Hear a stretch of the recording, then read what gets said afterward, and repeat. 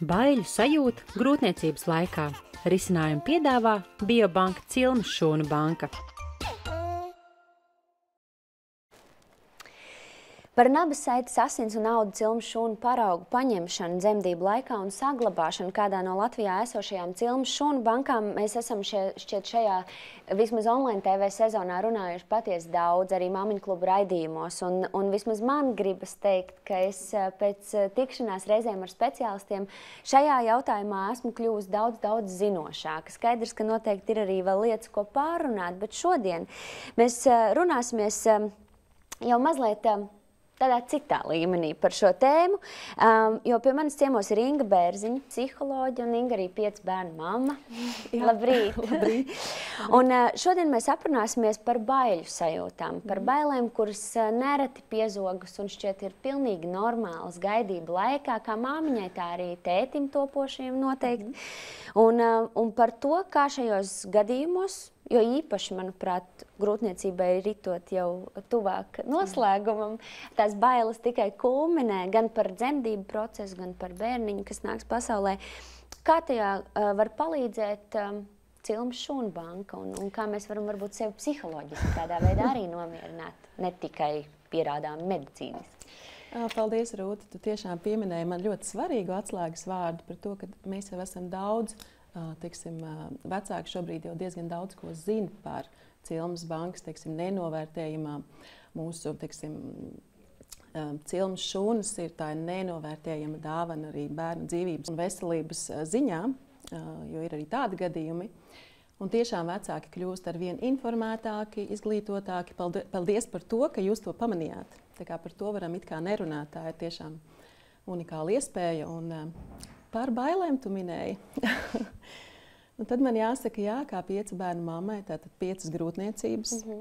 Ļoti labi atceros arī pati personīgi, arī no tāda psiholoģiskā viedokļa, ka, jā, tuvojoties tam datumam, tās bailes tikai pastiprinās. Un, protams, mēs varam teikt, ka tas ir dabiski, un tas arī ir dabiski satraukties un uztraukties. Taču bieži vien tās ir nepamatotas tādas bailes, un ko tad var darīt? Un, jā, es pārstāvu tiešām Biobanku, un es pati tā saku, ka drošība, un ja nu kas gadās, mēs kā vecāki esam jau par to parūpējušies, par to ja nu kas. Un tad ir tāds emocionālais plāksteris, jā, kurš mūs silda, un dod Dievs nekad to neizmantot. Un es uzskatu, ka tie vecāki kaut ko grib atstāt pūriņā saviem bērniem, tad šī ir viena no tādām unikālākajām dāvanām, vērtībām. Un arī tu minēji, kad arī tētis satraucās. Mammas satraucās, mēs zinām, mēs sevi uzkurinam, lasam, tur googlējam un YouTube, un viss mums palīdz / nepalīdz. Bet ko tad var darīt, ģimenes locekļi? Arī, protams, man jāsaka psiholoģiski, kad, protams, mammai ir jāizrunājās, to mēs visi zinām, jānorunā nost savas bailes un satraukumus. Bet bieži vien tēti, viņiem ir ļoti grūti skatīties, ka mīļotā sieviete cieši. Ja? Un viņš tad, iekšēji viņš pat citreiz arī ir tādi ļoti tieši tēti. Ko tad es varu darīt? Ja? Un tēti un vīriešiem vispār, viņiem ir ļoti svarīga darbība. Ja? Un tad, ko tad es varu darīt? Es jau nevaru tev blakus ciest, bet varbūt es kaut ko varu izdarīt. Un man ļoti patīk tās vēsmas, kas šobrīd ir arī Eiropā, un mēs sadarbojamies ar Lielbritāniju un Šveici. Un es jau redzu tos arī tādas tendences un vēsmas, ka ir dzimtas un ģimenes, kuras šo dāvanu apvienojās arī naudiņas izteiksmē un grib uzdāvināt jaunākajam, dzimtas loceklim. Jo mēs varam, tu arī esi mamma, un tev bieži ir prasīts, ko te uzdāvināt, vai arī apkārt tevi cilvēki bijuši, ko tādu vērtīgu, kaut ko, protams, ir visādas plasmasas mantas, un mēs zinām, un jauni rati, un visādas iespējas, bet es kā 5 bērnu mamma ļoti labi saprotu. Ja man kādam bērnam tur vajadzēja visu jaunu, svaigu, bet kad tev bērniņš viens aiz otra, tā vairs nav vērtība. Tu vairs nevērtē cik tev tur smuks, apzeltīts, skaists, jauns, perfekts, jo tu vairs neesi perfektā mamma. Tev Es izdzīvoju šo. Jā, es izdzīvoju šo, un man neviens bērns mazais, kuram teikt mazākiem 3 gadi, viņš man nav pārmetis, mamma, kāpēc man ir lietotie rati no iepriekšējiem brālīšiem palicis. Bet, kāpēc es to saku? Bet ir kaut kāda, teiksim, ja man prasītu, teiksim, mana omīte, starp citu mums ir brīnišķīgi omīšu stāsti. Teiksim, mums ir arī mūsu materiālā. Mēs jau esam kaut ko rādījuši, mums ir materiāls un ļoti brīnišķīga omīte daktare pēc profesijas, un viņai ir vienkārši pamatojums. Es zinu, ko cilmes šūnas, kā viņas attīstās, kāda ir nākotnes iespēja. Es gribu, lai savam mazbērnam šo uzdāvinātu. Un ja, piemēram, tiksim, arī ģimenē nav tik liela līdzekļi, bet apvienojoties, vai tas ir kaut kāds draugu kolektīvs, kurā jūs strādājat un zinat, ka tur bērniņam drīz būs atkal vēl viens brālīts vai māsiņa ģimenē un tā, mēs jau varam kopā šo dāvanu uzdāvināt. Dzimtas lokā tas spēlē vienreizēji. Tiksim, mums dzimtas sanākšanas un tā tālāk.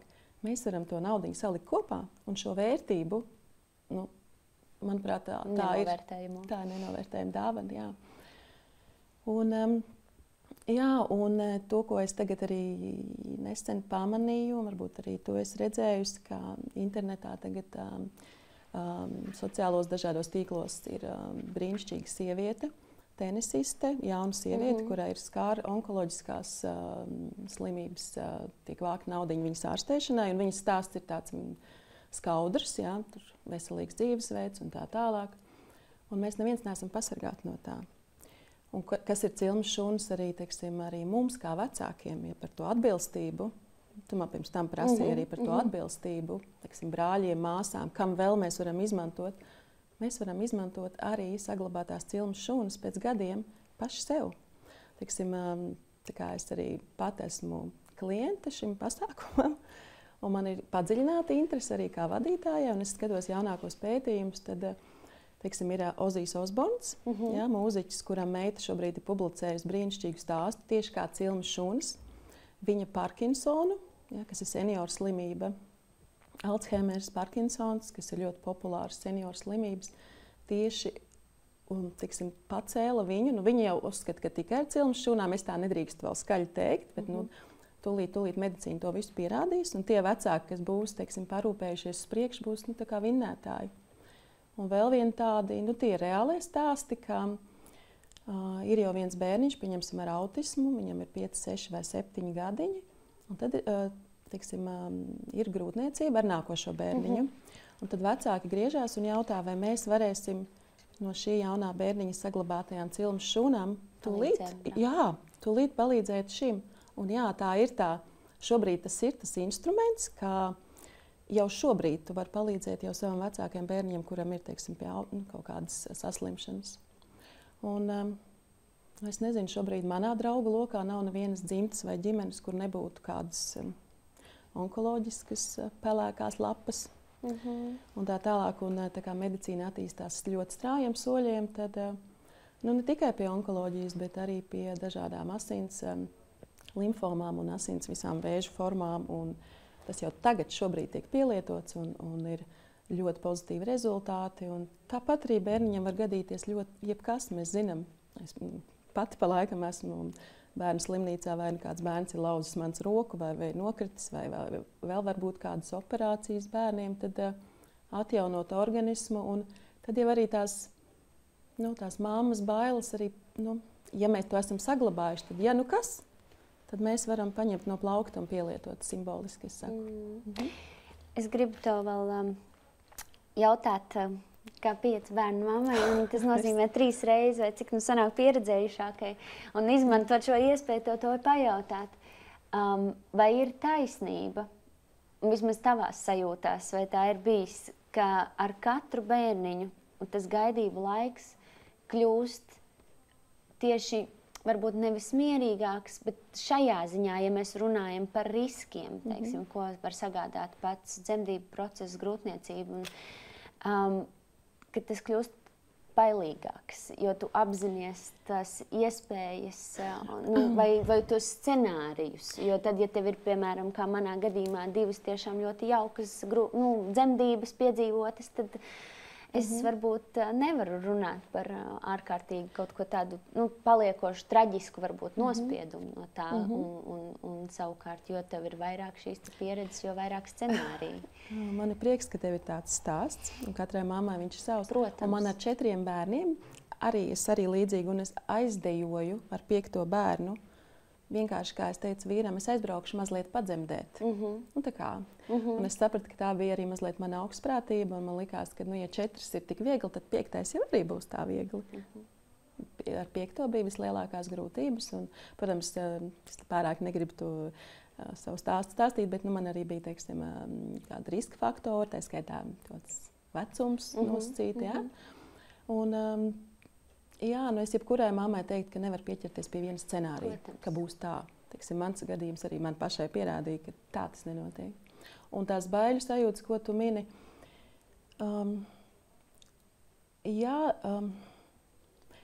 es varu pateikt savādāk. Es vakar saņēmu zvanu no ļoti inteliģentas mammas. Es pieļauju, ka viņš šobrīd arī skatās, jo es viņai teicu, ka es būšu šeit. Viņai meitiņai ir 2 mēneši. Un viņa man atsūtīja to diagnozi arī, bet viņai ir iespējams aklums uz mūžu. Tātad redze vēl nav, tiksim, smadzenes vēl nesūta atbilstošos signālus priekš redzes. Un viņa man zvana uz biobanku un saka, bet es izlasīju, ka ir iespējams ar cilmes šūnām. Kad varbūt, ka var kaut kā savādāk noņemt, viņai 2 mēneši ir tā meitnītē, ka viņa šo iespēju ir palaidusi garām. Un es viņai teicu, lai viņa nepadodās, un ir vēl citas iespējas, par kurām mēs varbūt citā raidījumā kādreiz parunāsim tālāk, kā medicīna attīstās, un ir citas iespējas, kā var cilmes šūnas iegūt bērnu dzīves laikā. Ja. Un ir šie stāsti, ja nu kas, teiksim, viņai arī tas nav pirmais bērniņš, arī viss bija kārtībā vienmēr, un viņa zināja par cilmes šūnām, bet viņa neizmantoja šo iespēju. Ārstniecības iestādes, terapijas ir ļoti pozitīvas, ļoti daudz pie autisma. Es arī, teiksim, man ir saskara arī ar darbu skolās ar bērniem, un es redzu arī autisma spektra bērniņus, kādi viņi ir kādā terapijas sākumā un kā viņi ir gājuši to attīstības ceļu, atbilstoši ārstējoties arī ar nabasaitas asins cilmes šūnām vai audiem. Kā jau tu arī minēji, ļoti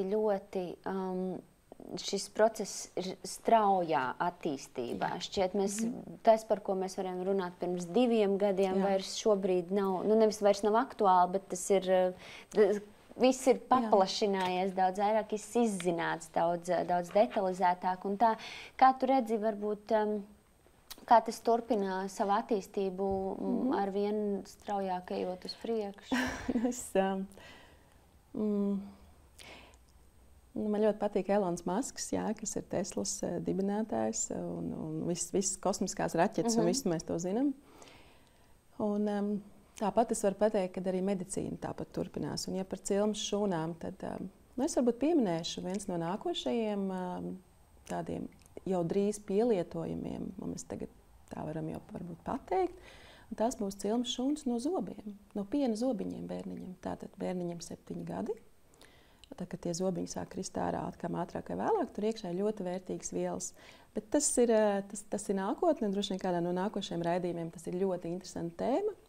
Būtībā mēs tiksim paši pie brīnišķīga materiāla un atbilstoši arī viņu mācīsim ar viņu apieties mājas apstākļos, bet tā būs nākotne. Un mēs tātad, kas varbūt, ja es vēl varu pateikt, ja mums ir vēl minūtīte, kas man ļoti patīk, ja tu esi dzirdējis par cilmes nabasaitas asins cilmes šūnām, tad ir arī audi. Ja, audi. Un audi ir tik inteliģenti, ar tik inteliģentām, es teiktu, tās spējām, ka viņu pielietojums būs vēl straujāks. Ja? Mēs nodarbojamies gan ar asins, gan ar audu ņemšanu un uzglabāšanu. Bet audi ar to ir inteliģenti, ka viņi organismā ievadīti no attiecīgās terapijas laikā, viņi spējas atrast to baltos, teiksim, to vajadzību un to vietu, kurus tiešām viņas dosies. Un vēl, protams, viņas mācēs atbilstoši drīz medicīnā varēsim viņas vairot. Tik, cik mums vajag, tik savērosim. Un tā ir tā nākotne. Man ir prieks stāvēt tur blakus. Jā, jo tas ir tas, protams, par ko runās vēstures grāmatas. Ne tikai laiks, kurā mēs dzīvojam visādās izteiksmēs, noteikti būs laiks, kas tiks aprakstīts vēstures grāmatās, ko šobrīd piedzīvojam, bet arī šis noteikti būs viens no tādiem asmi. Bet pirmkārt man gribas pateikt, ka Neviļus, kad tu runāji par piena zobiem, es atcerējos, ka nereti dāvina jaunajiem vecākiem, sagaidot bērniņu, tādas mazas kastītes, kurās glabā šis. Un tas šobrīd droši ir iegūst pavisam citu nozīmi tajā mirklī, kad šī zinātne jau būs attīstījusies, un mēs varēsim tiešām nākamajos raidījumus runāt reāli par to, kā tas notiek.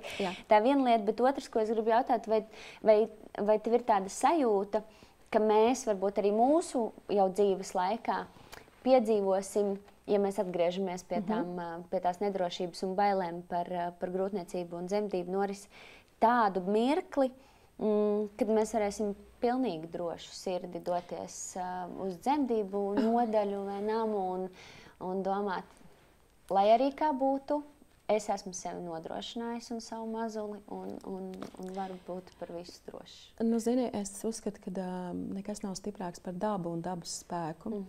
Un dabā arī notiek dažreiz kaut kāda brīnuma, kaut kas nesaskan, un arī dzīvnieku pasaulē ir arī kaut kādas, vienmēr ir arī, teiksim, pelēkās lapas, kaut kas tomēr nenovibrē pareizi. Un man gribētos, tā kā tu saki, un es uz savas ādas esmu pieredzējis, ka tas nenotiek. Un tomēr, ka nevienmēr tu vari, teiksim, es ļoti cerētu un gribētu pateikt kādreiz visām sievietēm, es gribētu būt tas ziņotājs un vienreiz pateikt, mammas, no šī brīža jūs varat neuztraukties ne par ko. Nu, diemžēl statistika rāda, un mans darbs kontakts lielais ciešais, es jau varu teikt, ar ginekologiem un vecmātēm tīpaši, viņas apmācot, kontaktējoties ar viņām un dzirdot viņas stāstu, viņu nogurumus, viņu ikdienu, reālos stāstus ar māmām. Viņas gan saka, ka veselība šobrīd māmām nav tā spožākā arī jaunām sievietēm. Dažādi iemesli, bet par to tā necilājot. Un mammas ir tīpaši, ja vēl salasās statistiku par kaut kādu dzemdību laikā iegūto bērnu invaliditāti. Viss jau kas var notikt. Trešajā Google lapā jau arī diagnozi ir uzstādīta. Un pašas vienotrais tā diagnozi un tā tālāk, un pašas sabīstās un savet sevi tajā. Un ja es varu nobeigt, sievietē pirms iet uz dzemdībām, mēs zinām, ka viss ir jāatlaiž vaļā, bet tās bailes, ko dara mums, viņas mūs cieši tur. Un tāpēc, nobeidzot, ja nu kas, tad es būšu parūpējies. Tētis un mana ģimene un dzimta būs parūpējusies, veicot šo te pakalpojumu. Nākot pie mums var nākt, un es arī Zoom platformā varu stāstīt vecākiem dažādas, teiksim, izglītošanās iespējas.